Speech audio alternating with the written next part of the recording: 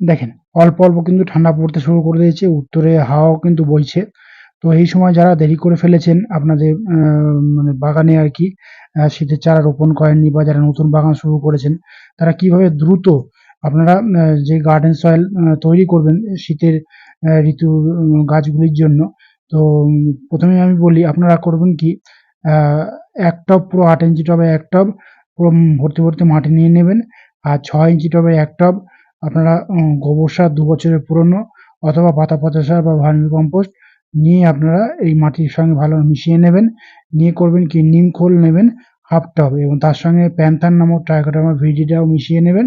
নিয়ে আপনারা করবেন কি, ওএসডি কম্পোজার নামক যে অ্যা জৈব উপাদান মেশানো আরকি জলটা আপনারা তৈরি করবেন, সেই জলটা দিয়ে আপনারা ঝাঁঝরি করে দিয়ে মাটিটাকে অল্প, অল্প নরম, নরম করে ভিজিয়ে, ভিজিয়ে রাখবেন। এইভাবে আপনারা ১৫ থেকে ২০ দিন আপনারা মাটিটাকে ভিজিয়ে, ভিজিয়ে তৈরি করে শেড এরিয়াতে রেখে দেবেন। দেখবেন মাটিটা পুরো রেডি হয়ে গেছে শীতের ফুল গাছ বসানোর জন্য। সেই মাটিতেই কিন্তু আপনারা নার্সারি থেকে আপনাদের পছন্দ অনুযায়ী আপনারা চারা নিয়ে এসে এই মাটিতেই কিন্তু রোপণ করতে পারেন। দেখবেন একটা চারা গাছও কিন্তু মরবে না।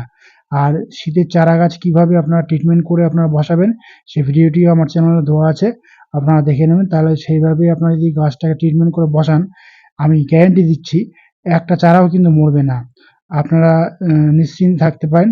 দেখবেন তাহলে মাটিটা বেশ ভালোভাবে তৈরি হয়ে যাবে এবং গাছের গ্রোথ বা বৃদ্ধি যেভাবে শুরু হবে আপনারা নিজেরাই মানে চমকে যাবেন। আর সঠিক সময়ে কিন্তু গাছটাকে বড় করে ফুল সংখ্যাও কিন্তু আপনারা বৃদ্ধি করতে পারবেন।